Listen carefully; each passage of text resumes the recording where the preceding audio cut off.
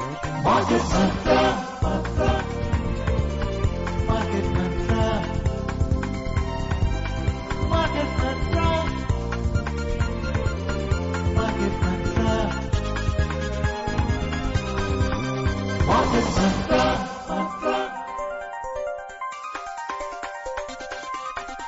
Market Mantra. Namaskar and welcome to this Monday edition of Market Mantra, the program in which we give you a complete update on the economic news of the day. And friends, today we shall also be taking calls from you on any queries that you may have on economic, business and stock market news. But please do remember that we do not address company-specific queries. Well, you may call us on the numbers, and the numbers are 2331-4444, 2342-1050 and 2331-0464. And if you're calling us from outside Delhi, please do not forget to add 011 as a prefix to these numbers. Well, I'm your hostess Lalema Aneja Dang, and with me is my co-anchor Nikhil Kumar. नमस्कार। Market मंत्र में आप सभी का स्वागत है। हम लेकर आए हैं आपके लिए शेयर बाजार से जुड़ी खबरें और व्यापार जगत की हलचलों के बारे में जानकारी। श्रोताओं, आज सोमवार है और आप अपनी आर्थिक जिज्ञासाओं के समाधान के लिए हमें फोन कर सकते हैं। हमारे विशेषज्ञ आपके प्रश्नों के उत्तर देंगे। इसके लिए आप हमें 23314444, दूसरा नंबर 23421050 और तीसरा नंबर 23310464 पर कॉल कर सकते हैं। और दिल्ली के बाहर के श्रोता 011 लगाना न भूलें। श्रोताओं, आपके प्रश्नों का उत्तर देने और आर्थिक खबरों पर आज चर्चा के लिए हमारे साथ स्टूडियो में बैठे हैं आर्थिक विश्लेषक राजीव रंजन जी। राजीव जी, कार्यक्रम में आपका बहुत बहुत स्वागत है। जी नमस्कार। और सबसे पहले अंग्रेजी में हेडलाइंस के साथ है लालिमा। Thank you, Nikhil. Yes, let's begin with the headlines. Domestic benchmark indices end with gains of over 0.5%. Sensex reclaims 80,000 level. Nifty ends above 24,250. FDI witnesses growth of 45% in April to September this year. India among fastest growing major aviation markets in the world, third largest domestic aviation market globally, says Minister of State for Civil Aviation Muralidhar Mohol. And crude oil prices surge over 1%.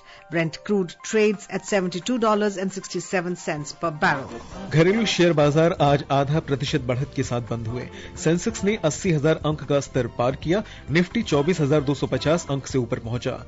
मौजूदा वित्त वर्ष में अप्रैल से सितंबर के दौरान प्रत्यक्ष विदेशी निवेश में 45% की बढ़ोतरी।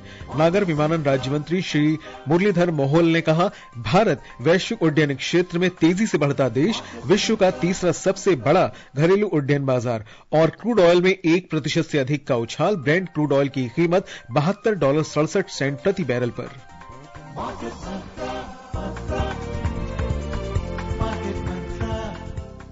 और अब खबरों पर नजर डालते हैं तो घरेलू शेयर बाजार आज 0.5% बढ़त के साथ बंद हुए। 30 शेयरों वाला बॉम्बे स्टॉक एक्सचेंज का संवेदी सूचकांक 445 अंक यानी 0.56% की तेजी दर्ज करता हुआ 80,248 अंक पर पहुंचकर बंद हुआ। दूसरी ओर नेशनल स्टॉक एक्सचेंज का निफ्टी कारोबार के अंत में 145 अंक ऊपर आकर यानी कि 0.6% की वृद्धि के साथ 24,276 अंक पर पहुंच गया। बॉम्बे स्टॉक एक्सचेंज का विस्तृत बाजार भी आज हरे निशान के साथ बंद हुआ। मिड कैप सूचकांक में 1% से ज्यादा का उछाल आया और स्मॉल कैप सूचकांक करीब 0.8% ऊपर चढ़ गया। सेंसेक्स सूचकांक में 30 में से 21 कंपनियों में बढ़ोतरी देखी गई। बीएसई के सेक्टोरल सूचकांकों में 20 में से 17 सेक्टर लाभ के साथ बंद हुए। वहीं नेशनल स्टॉक एक्सचेंज में 114 कंपनियों ने अपने 52 सप्ताह के उच्चतम स्तर को छुआ, जबकि 18 कंपनियों ने अपने 52 सप्ताह के निचले स्तर को छुआ। All right, before we go on any further, we are now joined by Yogesh Sharma calling us from where we are broadcasting. That's right, Delhi. जी योगेश जी, अपना सवाल पूछे हमारे एक्सपर्ट राजीव जी से। जी आप सभी को नमस्कार। नमस्कार। मेरा सवाल ये है कि अभी हाल ही में हमने एक न्यूज सुन रहे थे कि विंडफॉल टैक्स को स्क्रैप कर दिया गया है। ये विंडफॉल टैक्स क्या है और ये इसका किस सेक्टर पे कैसा प्रभाव पड़ेगा शेयर मार्केट में? दूसरा एक छोटा सा सवाल ये है कि फ्राइडे को जो आंकड़े आए थे जीडीपी के वो कम आए थे, तो उसकी अपेक्षा ये थी कि मार्केट थोड़ा नीचे आएगा, लेकिन आज उल्टा हो गया। तो ये किस कारण से हुआ? दोनों ही बड़े इंपॉर्टेंट सवाल हैं राजीव जी। जी योगेश जी का जो पहला सवाल है विंडफॉल टैक्स के बारे में, उसके अगर हम डीपर डिटेल्स में जाएंगे तो थोड़ा इस प्रोग्राम का जो एक बाउंडेशन होता है कि हम कंपनी स्पेसिफिक चर्चा नहीं कर सकते, तो थोड़ा उस सीमा को हमें ध्यान में रखना पड़ेगा। विंडफॉल टैक्स के बारे में योगेश जी मोटे तौर पर आप ये समझ सकते हैं कि जब कभी बिजनेस एनवायरनमेंट में ऐसा बदलाव होता है या कह लीजिए कि कीमतों में इस तरह का बदलाव होता है जिससे कुछ कंपनियों को बहुत अचानक फायदा हो, खास करके पेट्रोलियम सेक्टर के बारे में और रेगुलेटेड सेक्टर्स के संदर्भ में आप इस चीज को देख सकते हैं। वहां पर ये चीज जो ताजा खबर आई है वो पेट्रोलियम सेक्टर से संबंधित है। तो वहां पर जब सरकार को ये लगा कि क्रूड ऑयल के प्राइसेस काफी नीचे आए हैं और उसके चलते कुछ कंपनीज को अचानक से फायदा हो रहा है, तो ज्यादा फायदा हो रहा है जो सामान्य स्थितियों में नहीं होता, तो उस पर सरकार की ओर से एक विंडफॉल टैक्स लगाया गया, जिससे वो फायदा कंपनी के पास जितना जाए वो तो ठीक है, साथ में सरकार के पास भी उसका फायदा आए, सरकार को टैक्स भी मिले उस पर। दूसरी चीज आपने जीडीपी के बारे में पूछी, ये बात निश्चित रूप से सही है कि जो जीडीपी के आंकड़े आए हैं वो तमाम विश्लेषकों के अनुमानों से काफी हल्के हैं। इसके पीछे कई कारण कहे जा सकते हैं। उम्मीद ये की जा रही है कि दूसरी छमाही में चीजें काफी बेहतर रहेंगी, काफी अलग तरीके से दूसरी छमाही बन सकती है। तो शायद बाजार ने इस बात को ये समझा कि ये एक टेम्पररी फेज है, जो एक तिमाही के आंकड़े आए हैं उस पर बहुत ज्यादा रिएक्ट करने की जरूरत नहीं है। इसलिए भले ही हमें 5.4 का आंकड़ा जो लगता है वो लगता है कि हाँ काफी चौंकाने वाला और काफी निराश करने वाला है, लेकिन बाजार ने यहां से आगे की देखी है और शायद इसीलिए बाजार का रिएक्शन नकारात्मक नहीं रहा इस पर। चेन्नई से अनिल कुमार हमारे अगले श्रोता हैं जो अपना प्रश्न पूछेंगे। अनिल जी, आपका सवाल क्या है? सर नमस्कार। नमस्कार, सवाल पूछिए। सर मैं स्टील के बारे में पूछना चाह रहा हूँ, हम स्टील से रिलेटेड है जी। जो सरिया है वगैरह, इसकी मार्केट बहुत ही ज्यादा डाउन है, ये कब तक रहेगी या कुछ सुधार होने के चांस है? जी, स्टील सेक्टर के बारे में जानकारी चाहते हैं अनिल जी। देखिए, अब आप बहुत ही कमोडिटाइज्ड मार्केट के बारे में पूछ रहे हैं और आप ऐसी चीज के बारे में पूछ रहे हैं जो शायद इस कार्यक्रम का बहुत उस तरह से हिस्सा नहीं है। यहां पर अगर आप शेयर बाजार से संबंधित सवाल पूछेंगे तो ज्यादा बेहतर होगा, लेकिन मोटे तौर पर आप को अब आप घरेलू बाजार में अपने पास के बाजार में सरिये की कीमत के बारे में समझना चाहते हैं। मैं आपको चीन की बात क्या समझाऊं, तो चलिए रहने देते हैं। जी जी जी। All right, we are now joined by Dr. Vinod Mehra calling us from Delhi again. Yes, जी डॉक्टर मेहरा। जी हाँ, नमस्कार डॉक्टर साहब, सभी को नमस्कार। नमस्कार जी। जी जी, मेरा नाम डॉक्टर विनोद मेहरा है, दिल्ली से ही बोल रहा हूँ मैं। जी जी, सवाल पूछिएगा जी। सवाल ये है, यहाँ के जो एक्सपर्ट लोग बैठे हैं उनसे कि मैं भी इंटरेस्टेड हूँ स्टॉक मार्केट में इन्वेस्ट करने के लिए, पैसे भी हैं मेरे पास, लेकिन मेरी समझ नहीं है। तो इसमें थोड़ा रिस्क है कि एक बार थोड़ा सा बताएं कि जैसे मेरी एबीसीडी कुछ क्लियर हो, मैं भी इसमें इन्वेस्टमेंट करूं, कौन सा बुक पढूं, कौन सी मैगजीन पढूं या कौन सा जो है चैनल वगैरह देखूं, जिससे मेरी थोड़ी सी अंडरस्टैंडिंग बेसिक लेवल पर आप समझना चाहते हैं चीजों को।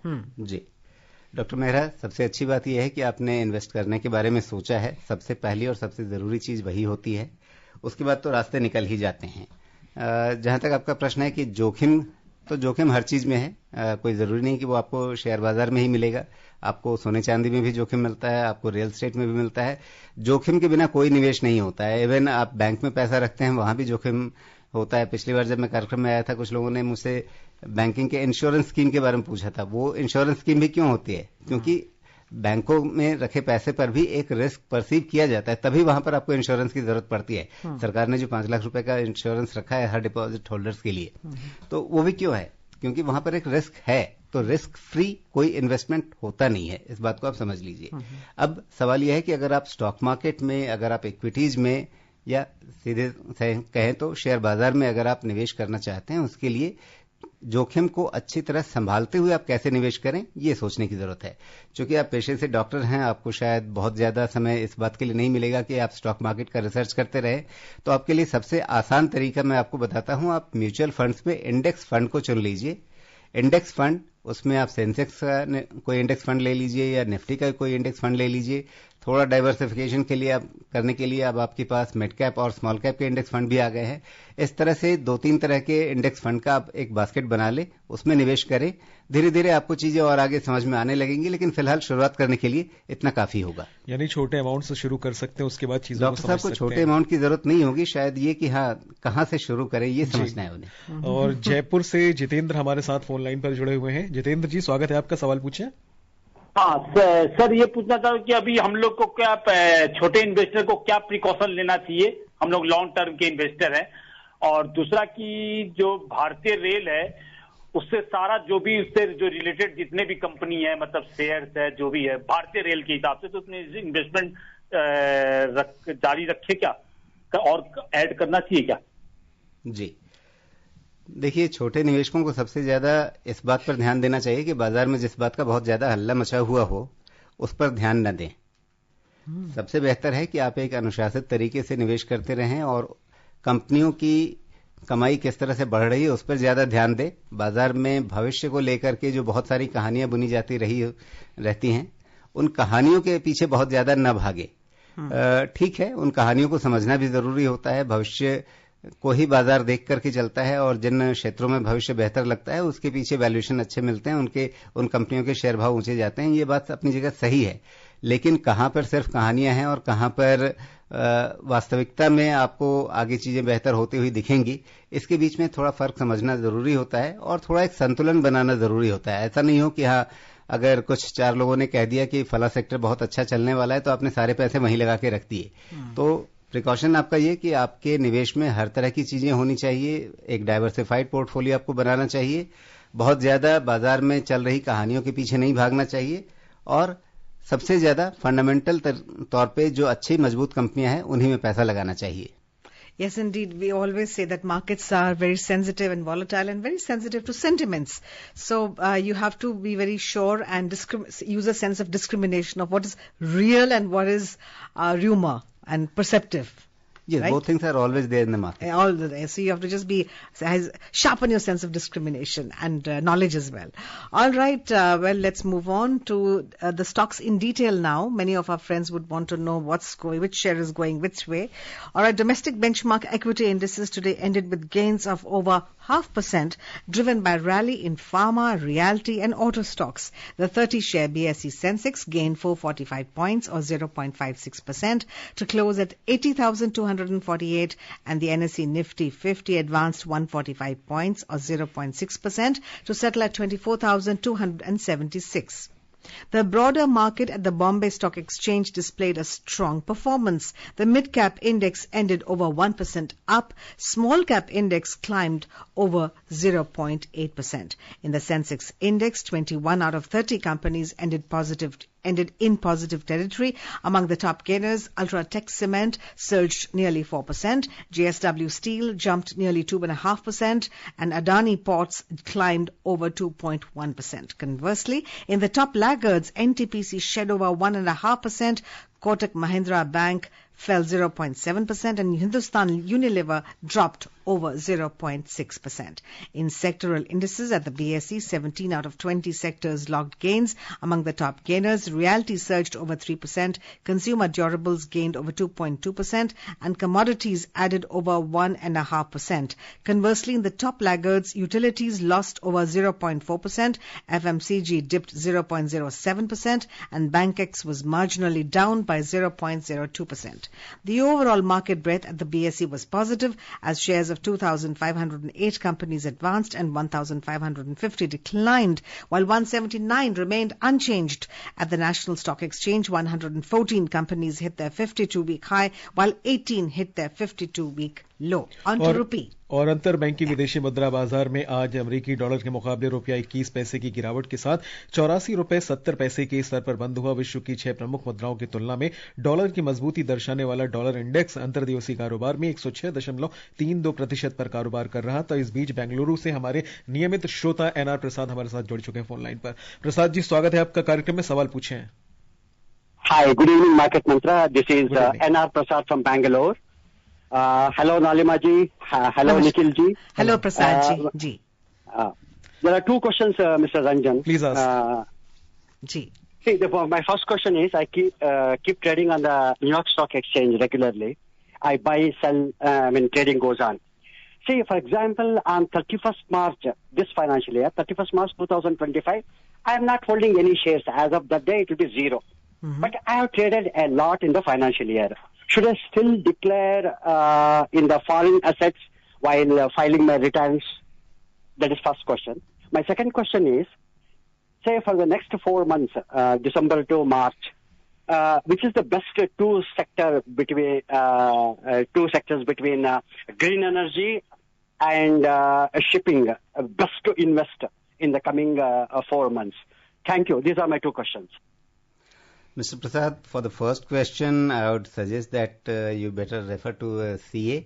For the second question, the two sectors you have selected, both are a very optimistic sector, both have very high potential. The government has very detailed plans for shipping sector because the government believes that our shipping infrastructure and our logistic strength has to improve a lot if we have to make a mark in the world market, in the world trade. Mm-hmm. And it is also very important for our strategic needs.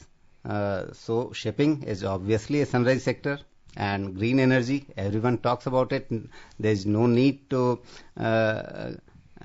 discuss it in detail why green energy is so important. Everyone knows it and discusses it. Mm-hmm. So both the sectors you have selected are fine, but I would caution you that you need to invest very wisely, prudently, and considering the ground realities as of now, not just hoping on the future. Because there are so many narratives being built up in the markets. Those narratives may happen, may not happen. You have, and particularly your time horizon is very short, just 4 months. Mm-hmm. So not all these stories are going to happen in these 4 months. Mm. So if your investment horizon is only 4 months, then it is basically a trade. And for trading, I guess you can rely on technical parameters and recent performance of the companies. और प्रसाद जी, हम आपको ये सलाह देना चाहेंगे कि आप जो भी ट्रांजैक्शन करते हैं उसकी जानकारी जरूर साझा करें, क्योंकि ये सारी चीजें आपके ट्रांजैक्शन के अनुसार ही नोट होती रहती हैं. तो हमारी सलाह है कि आप इन्हें जरूर साझा करें. इस बीच नोएडा से पंकज मिश्रा हमारे साथ फोन लाइन पर है. पंकज जी, आपका सवाल क्या है? पंकज जी, आप सुन पा रहे हैं? सवाल पूछिए आपका. हाँ सर, गुड इवनिंग सर, आप सभी को. जी, गुड इवनिंग. जी, गुड इवनिंग. और लालिमा नीले जी का मैं बहुत बड़ा फैन हूँ. और मेरा एक सवाल है जी. Thank you. गोल्ड से रिलेटेड सवाल है सर. दिवाली से गोल्ड अभी तक काफी नीचे आया है. मैं ये जानना चाहता हूँ सर, क्या कुछ और नीचे आएगा या मैं यहाँ पे खरीद लूँ इससे? मैं ये पूछना चाह रहा हूँ सर. जी पंकज जी, आप सोना खरीदें या न खरीदें, ये फैसला इस पर निर्भर करता है कि सोने को खरीदने के पीछे आपकी जरूरत क्या है.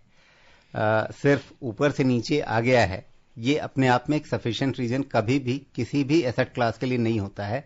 चाहे हम शेयरों के बारे में बात करें, गोल्ड के बारे में बात करें, किसी और एसेट क्लास के बारे में बात करें, सिर्फ भाव अपने टॉप से बहुत नीचे आ गए हैं, ये अपने आप में एक सफिशिएंट रीजन कभी नहीं होता है. अगर आप सोना इसलिए खरीद रहे हैं कि आपको अपने ओवरऑल पोर्टफोलियो में अपनी पूरी फाइनेंशियल प्लानिंग के अंदर, जो हम एक मान के चलते हैं कि आपके पोर्टफोलियो में कम से कम 5 और ज्यादा से ज्यादा 15% तक सोने का एक हिस्सा होना चाहिए. अगर उसमें कहीं पर कमी है और आपको उस हिस्से को पूरा करने के लिए गोल्ड खरीदना है, obviously you can utilize this decline for that purpose.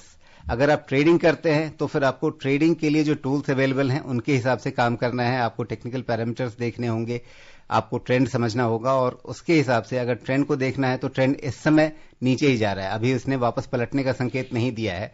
जब देगा तो आपको बहुत ही वाचफुल रहना पड़ेगा, और वो ट्रेंड आपका डे बाय डे का ट्रेंड अलग हो सकता है, वीकली ट्रेंड अलग हो सकता है. तो अगर आप ट्रेडिंग के पर्सपेक्टिव से देखना चाहेंगे तो आपको बहुत ज्यादा उसमें गहराई में उतर करके आपको ट्रेडर माइंडसेट के साथ काम करना होगा. अगर आपको इन्वेस्टमेंट पोर्टफोलियो में अपने गोल्ड की एसेट एलोकेशन को ठीक करना है तो उसके लिए आप इस मौके का इस्तेमाल कर सकते हैं. All right, we're now joined by Akash calling us all the way from Kolkata. जी आकाश जी, सवाल पूछिए. Good evening madam. Good evening जी. सर जी सर मेरा जो वाइफ है वो हाउस वाइफ है, वो शेयर मार्केट और share market as a part time job, and if he gain or profit about 6 lakh in financial year, short term और लॉन्ग टर्म मिला के, then what will be the tax, and she has to fill up the income tax. I did fill up. Thank you, ma'am. जी आकाश जी, निश्चित रूप से अगर आपकी पत्नी ने, अगर वो हाउसवाइफ हैं तो भी अगर 6 लाख रुपए कमाए हैं शॉर्ट टर्म कैपिटल गेन और लॉन्ग टर्म कैपिटल गेन के रूप में, तो आपको इसके लिए इनकम टैक्स रिटर्न फाइल करना चाहिए। और अगर इसी फाइनेंशियल ईयर में हुआ है ये गेन, तो फिर आपके पास जुलाई तक का समय है, अगले साल जुलाई तक का, तो आप उस समय तक अपने पूरे फाइनेंशियल ईयर का प्रॉफिट लॉस जो भी रहता है उसका हिसाब किताब लेकर के आप एक सीए के पास जाएं, उसकी मदद से आप रिटर्न जरूर फाइल करें। दिल्ली से मनोज हमारे साथ है। मनोज जी, आपका सवाल क्या है? हाँ नमस्कार सर, मैं ये जानना चाहता हूँ, जो प्राइवेट बैंक्स हैं ज्यादा एफडी पे ज्यादा इंटरेस्ट देते हैं जी, और जो रेगुलर बैंक्स हैं वो कम देते हैं, तो क्या प्राइवेट बैंक्स में एफडी में कोई परेशानी तो नहीं अगर करी जाए तो? जी मनोज जी, एक कंपटीशन हमेशा बैंकों के बीच में रहता है और उसमें प्राइवेट बैंक कई बार देखा जाता है कि मार्केट में ज्यादा एग्रेसिव रहते हैं डिपॉजिट मोबिलाइजेशन के लिए, और उसके लिए वो आमतौर पे कई बार थोड़ा सा ज्यादा इंटरेस्ट रेट देने के लिए तैयार रहते हैं। ये हर बैंक के लिए केस अलग हो सकता है। प्राइवेट बैंक में भी ऐसा नहीं है कि हर प्राइवेट बैंक एक जैसा है, हर एक की स्ट्रेंथ या वीकनेस एक जैसी है, ऐसा बिल्कुल नहीं है। वहां भी आपको कमजोर बैंक मिलेंगे और मजबूत बैंक मिलेंगे, और उसमें भी आप देखेंगे प्राइवेट बैंक्स के अंदर भी कि जो बैंक बहुत मजबूत हैं, जिनके पास लोग खुद चल करके जाते हैं, उनके इंटरेस्ट रेट कम होंगे, और जो थोड़े कमजोर बैंक है बाजार में, जिनकी हालत उतनी मजबूत नहीं है, हालांकि ऐसा मैं नहीं कहूंगा कि हाँ उनमें आप पैसा जमा कर रहे हैं तो कोई बड़ा रिस्क है, लेकिन रिलेटिवली उनको कमजोर समझा जाता है बाजार में, या उनकी परफॉर्मेंस कमजोर रही है। तो अगर वो डिपॉजिट मोबिलाइजेशन के लिए ग्राहक को अपनी ओर खींचना चाहते हैं तो वो कई बार ज्यादा इंटरेस्ट देते हैं, लेकिन उसके बीच में एक वेरिएशन कितना होगा, कहीं पर 25 बेसिस पॉइंट मतलब 1/4% समझ लीजिए, कहीं पे बहुत ज्यादा फर्क आया तो 50 बेसिस पॉइंट का फर्क होगा। अगर कोई प्राइवेट बैंक आपको बहुत ज्यादा दूसरे बैंकों के मुकाबले इंटरेस्ट दे रहा है तो वहां पर आपको सावधान हो जाना चाहिए कि भाई क्या वजह है कि बाजार से बहुत ज्यादा अलग जाकर के ये बैंक मुझे ज्यादा इंटरेस्ट देने के लिए तैयार है। जी, अगली खबर पर आगे बढ़ते हैं। इस वर्ष अप्रैल से सितंबर के दौरान प्रत्यक्ष विदेशी निवेश में 45% की बढ़ोतरी दर्ज की गई। ये पिछले वर्ष की तुलना में $29 अरब से अधिक है। उद्योग और आंतरिक व्यापार संवर्धन विभाग के अनुसार प्रत्यक्ष विदेशी निवेश से लाभान्वित होने वाले अर्थव्यवस्था के मुख्य क्षेत्रों में सेवाएं, कंप्यूटर, सॉफ्टवेयर और हार्डवेयर, दूरसंचार, ऑटोमोबाइल, फार्मास्यूटिकल्स तथा रसायन शामिल हैं। All right, let's have another news item now. The Minister of State for Civil Aviation, Muralidhar Mohol, today said that India is one of the fastest growing major aviation markets in the world and has become the third largest domestic aviation market globally. In a written reply in the Rajya Sabha, he said various steps have been initiated to promote the growth of the civil aviation sector in the country, which includes developing international aviation hubs and setting up of maintenance, repair and overhaul, MRO as we call it in short, facilities. The government has also formulated an international aviation hub strategy for the development of aviation hubs. The minister said the proposal to extend the RCS Udan scheme is under the consideration of the government. Well, so much on the aviation industry. It's often said, no, Rajiv ji, kaha jata hai ki jo हवाई चप्पल पहने उसे हवाई जहाज की यात्रा करने के capacity होनी चाहिए, ऐसा कहा गया है अक्सर जी। Well, we are now joined by Ved Prakash calling us from Delhi. जी वेद प्रकाश जी, सवाल पूछें अपना। जी, गुड इवनिंग। गुड इवनिंग जी, नमस्कार। बहुत अच्छा आप लोग विशेषता जो एनालिस्ट आए हैं आज के एक्सपर्ट, बहुत ही अच्छी प्रकार से वो अपने एनालिसिस देके आंसर दे रहे हैं। और मेरा पहला प्रश्न है जी, thank you, postal life insurance से। जी जी, उसमें ये है कि पोस्टल लाइफ इंश्योरेंस में आउटकम में एग्जाम्प्ट जनरली होता है 1010D में, क्या इनलाइटन कर सकते हैं हमको कि कोई ऐसी स्कीम की उसका लिमिट फिक्स हुआ है कि जो आउटकम होगा उसमें टैक्स देना पड़ेगा? और दूसरा वो 3% प्लस 3% 6% स्टेट जीएसटी और सेंट्रल जीएसटी ऑलरेडी PLI का जमा करना पड़ता है, वो क्यों? Thank you. जी, इनकी आवाज बहुत ज्यादा क्लियर मुझे नहीं आई। वो लाइफ इंश्योरेंस के बारे में समझना चाह रहे हैं और उसमें जीएसटी के बारे में समझना चाह रहे हैं। देखिए, लाइफ इंश्योरेंस कंपनियां जब आपको अपने प्रोडक्ट बेचती हैं और आप से प्रीमियम लेती हैं तो हाँ, वहां पर जीएसटी का एक कंपोनेंट आता है और उसके बारे में हाल में कुछ चर्चाएं भी हुई हैं। आगे सरकार उस पर क्या विचार करती है या जीएसटी काउंसिल क्या उस पर फैसला लेती है, ये आगे जरूर देखने वाली बात रहेगी। यदि वहां पर कुछ कमी आती है तो निश्चित रूप से जो पॉलिसी होल्डर्स हैं या जो इंश्योरेंस प्रोडक्ट्स खरीदते हैं उनके लिए ये काफी अच्छी स्थिति रहेगी। All right, let's move on. External Affairs Minister Dr. S. Jaishankar today emphasized the need for global partnerships, highlighting that the world is facing complex challenges at multiple levels. Addressing the gathering of the Confederation of Indian Industries CII Partnership Summit in New Delhi, Dr. Jaishankar pointed to the ongoing transformation in the global economy and stressed that tackling these challenges requires more than just individual national efforts. He said that it demands a collective approach. अगली खबर पर हम आगे बढ़ते हैं। Asia के share बाजारों में आज अधिकतर सकारात्मक रुख देखा गया। चीन का शंघाई कंपोजिट सूचकांक 1% से ऊपर ज्यादा चढ़ गया और जापान के निक्केई सूचकांक ने 0.7% की बढ़त दर्ज की। हांगकांग के हैंग सेंग सूचकांक ने 0.5% से अधिक की बढ़ोतरी दर्ज की और सिंगापुर का स्ट्रेट्स टाइम्स 0.32% की तेजी के साथ बंद हुआ। दूसरी तरफ दक्षिण कोरिया के कॉस्पी में मामूली रूप से 0.06% की गिरावट देखी गई। यूरोप के तीनों प्रमुख बाजार आज मिला जुला कारोबार कर रहे थे। जर्मनी का डेक्स 0.9% की बढ़त में था। लंदन का फुटसी 0.01% के लाभ के साथ कारोबार कर रहा था, जबकि फ्रांस का कैक 0.2% नीचे चल रहा था। In Maldives, Indian expatriates working in the archipelago are facing difficulties sending remittances due to a persistent dollar shortage. The Maldives Monetary Authority (MMA) had imposed restrictions on dollar availability, limiting access for those earning salaries in Maldivian rupiah, that is MVR.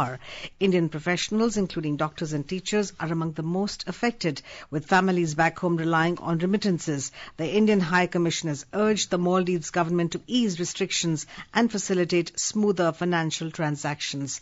All right, let's move on. We are now joined by Nitin again from Delhi. Yes, Nitin, please ask a question. हाँ, expert को नमस्कार sir. जी नमस्कार जी। हाँ sir, मैं ये पूछना चाहता हूँ कि इस समय गोल्ड खरीदने का ठीक समय है कि नहीं, क्योंकि सीजन भी है शादियों का और अभी दाम भी बढ़े हैं। अगर बहुत जरूरी होता खरीदने से क्या भी घाटा हो सकता है इन्वेस्ट करने के लिए। दूसरा सवाल मेरा ये है शेयर मार्केट के ऊपर कि कुछ फ्रॉड कंपनियां भी होती हैं, जैसे अभी एक हमने फिल्म देखी अभी लास्ट वीक कि जिसमें शेयर एकदम अच्छे मिलते हैं फिर बाद में एकदम जीरो हो जाते हैं।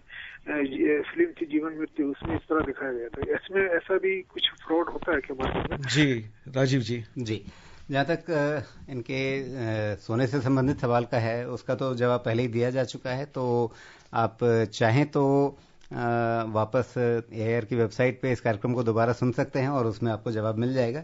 फ्रॉड कंपनियों का जहां तक ताल्लुक है, शेयर बाजार में आने के बाद कोई कंपनी किस तरह से अपना मैनेजमेंट चलाती है इसके बारे में कोई रेगुलेटर तो पहले से अंदाजा नहीं लगा सकता है।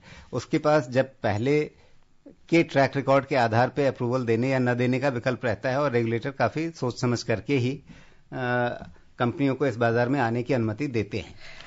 Oil prices edged up today amid strong factory activity in China, the world's second largest oil consumer, and escalating tensions in West Asia. Despite a ceasefire agreement, Brent crude was trading at 1.16% up at $72.67 per barrel.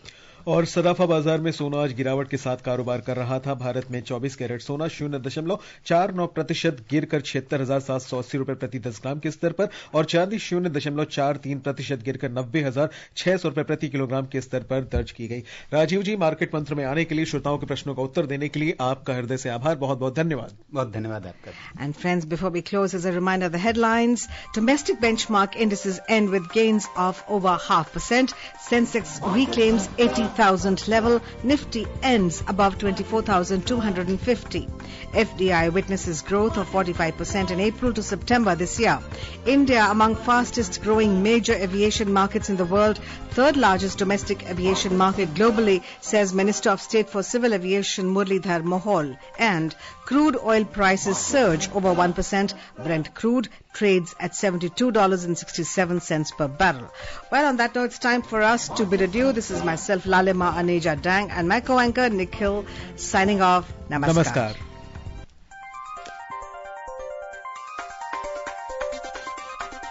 Market Mantra.